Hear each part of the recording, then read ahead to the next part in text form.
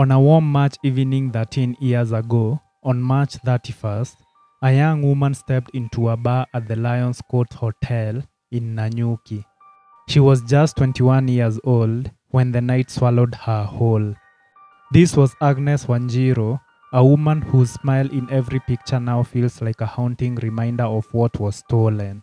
She was small and fierce, and a mother who braided hair for a living. That evening, she walked out as usual for a day she hoped would be filled with fun and happiness. Little did she know, she had walked into a world that would not let her return the same.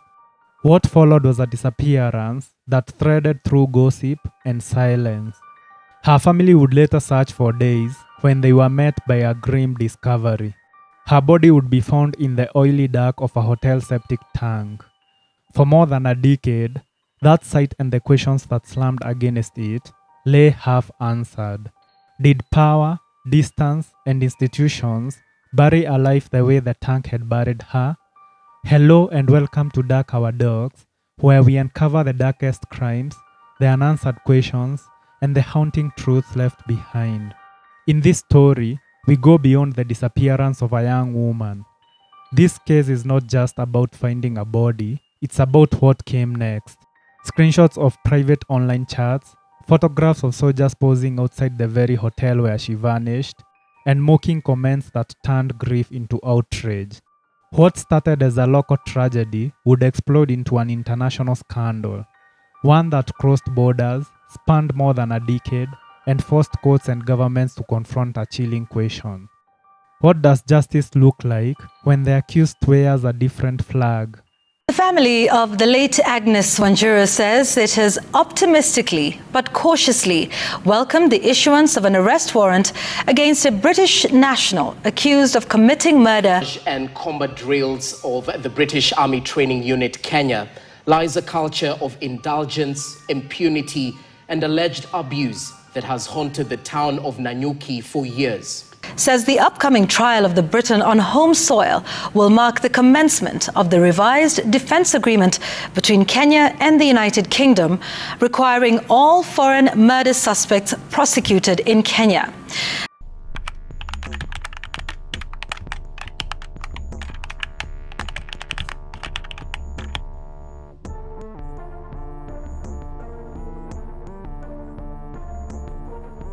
Agnes Wanjiru was born and raised in Majengo, a crowded settlement on the edges of Nanyuki. Life there was noisy, tough, but close-knit.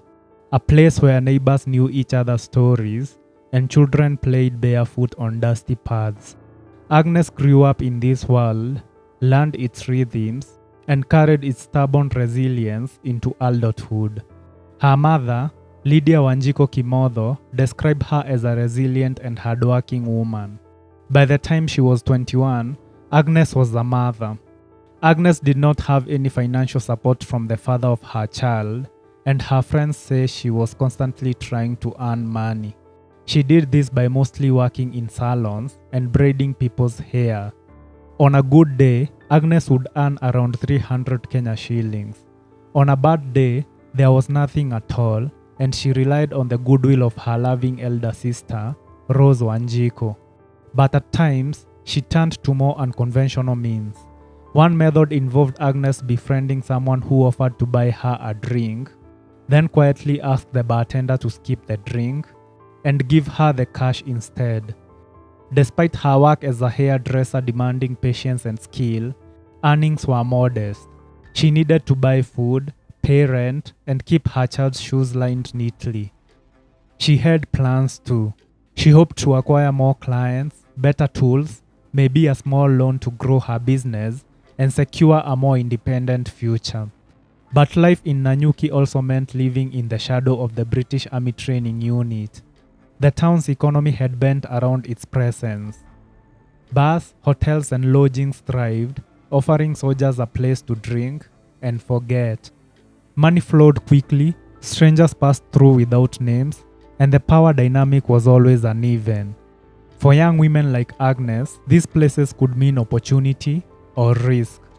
Most of the surviving photographs of Agnes show her in a pink fleece, smiling softly into the camera. It's an image that once spoke of a simple, hopeful life and would later become the face of a tragedy. When Agnes disappeared, her family refused to stay quiet. Her sister, her niece, and those who loved her became the voices that kept her story alive. They knocked on doors, spoke to journalists, and demanded answers even when institutions looked away. For years, their fight seemed to go nowhere. But that persistence is what finally shook the case out of silence, forcing the world to confront what had happened to Agnes.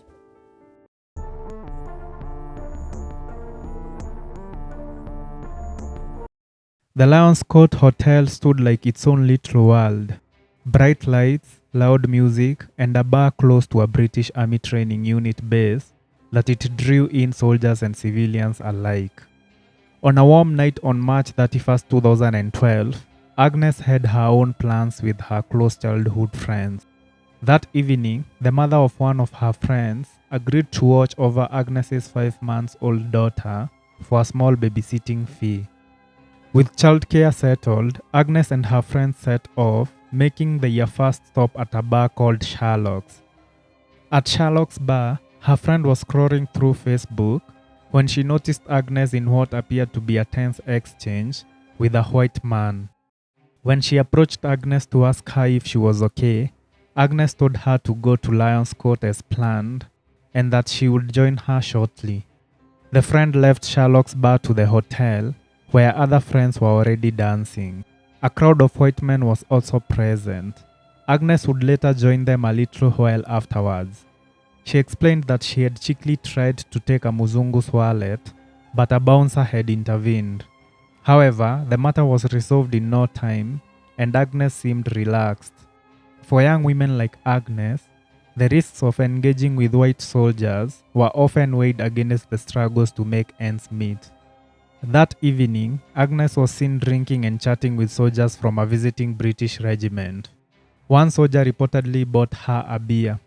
She would later be seen leaving the bar area and going upstairs with some of the men. That was the last time anyone outside that group ever saw her alive. Inside that hotel room, something turned violent. The autopsy showed multiple stab wounds to Agnes' chest and abdomen and a blunt force injury to her chest. This is a suggestion of a struggle. Blood was also found in the room and broken glass, which indicated a fight.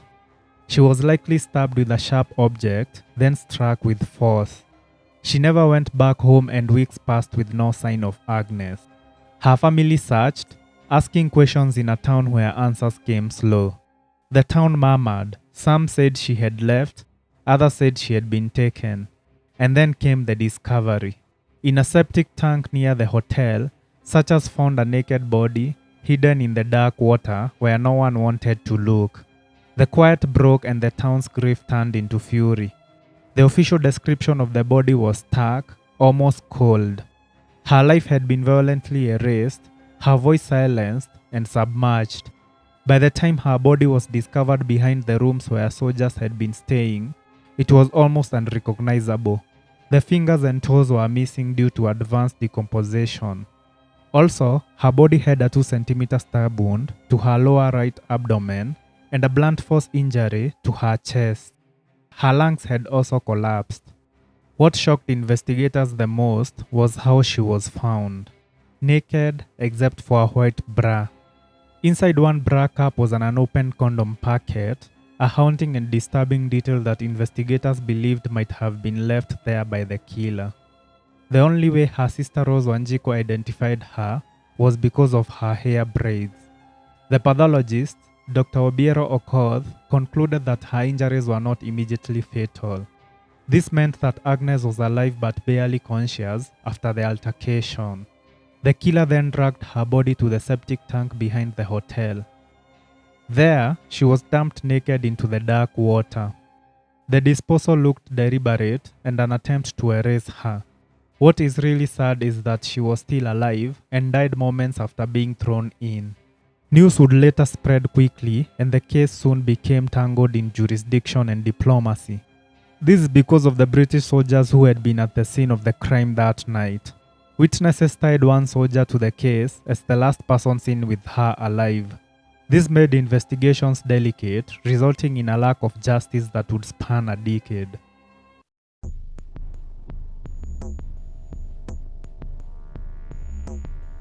The first outrage was physical, the killing and dumping in a septic tank. The second would come years later, exposing digital trails, chilling Facebook screenshots, and images shared among soldiers. Journalists uncovered screenshots from a private Facebook chat between men from the regiment stationed in Nanyuki. The images were crude and chilling.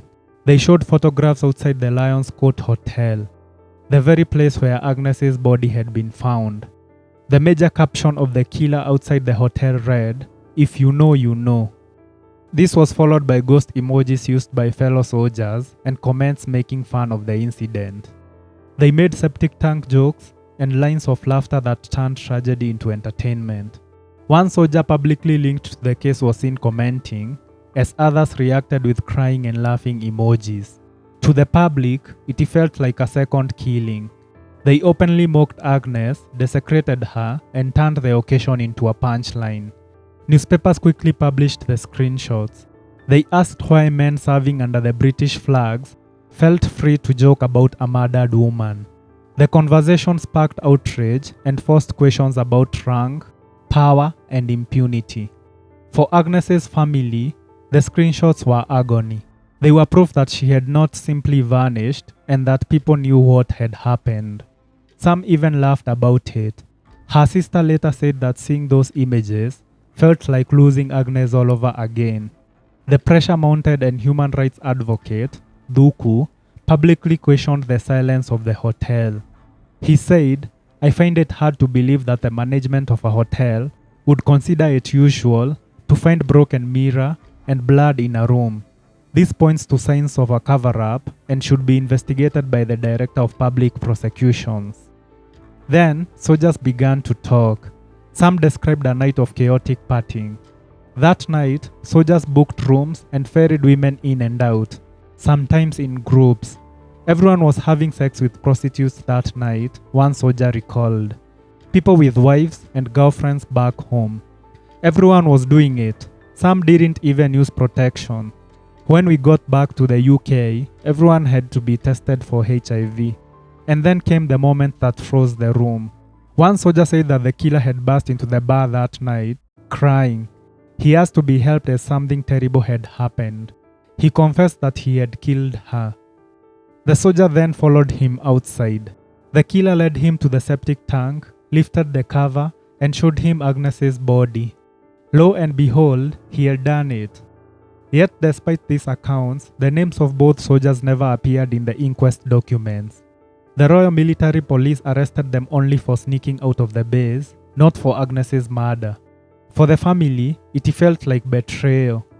Institutions moved faster to punish curfew violations than to investigate a killing. By 2021, media pressure had reignited the case. UK outlets demanded answers and Kenyan police reopened investigations. The British Armed Forces introduced new rules, including a ban on paying for sex abroad. But none of it could erase the decade of delay. In 2025, the case finally moved again.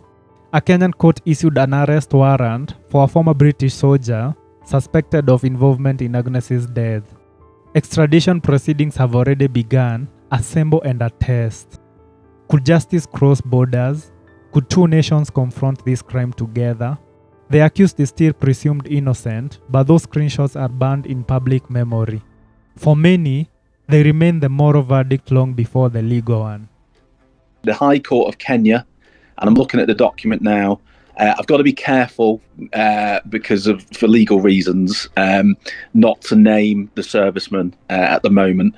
But it's the ex-soldier has been charged on the night of the 31st of March, the 1st of April 2012 at Lions Court Lodge in Nanyuki with the murder of Agnes Wanjiru.